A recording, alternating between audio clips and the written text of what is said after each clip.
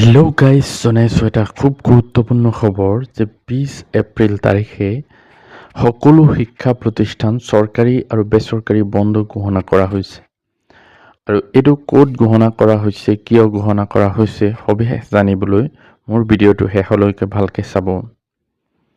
তো এইটো চাব পাৰিছে In view of the situation arising out of the flash flood caused by heavy rains Guwahati city that occurred on 19/4/2026, all the educational institutes, both government and private, are hereby declared closed on 20/4/2026 within the Guwahati Municipal Corporation area.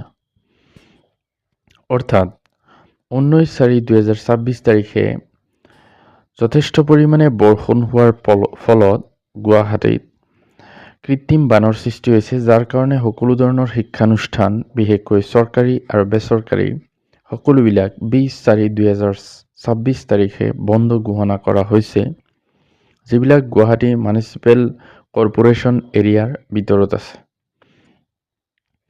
This direction is issued in greater public interest and as per the relevant provisions as laid down in Section 30.2 of the Disaster Management Act 2025.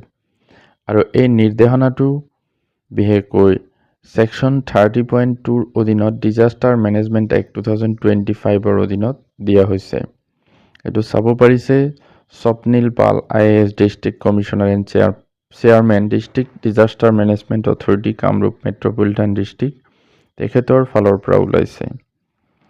ওপৰতো লিখা আছে, চাব পাৰিছে। অৰ্থাৎ ইয়াৰ দ্বাৰা বুজা গৈছে যে 20 এপ্ৰিল তাৰিখে অৰ্থাৎ আজি গুৱাহাটীৰ মহানগৰীৰ যিবিলাক চৰকাৰী আৰু বেচৰকাৰী শিক্ষা প্ৰতিষ্ঠান আছে সকলোবিলাক বন্ধ থাকিব 20 এপ্ৰিল তাৰিখে।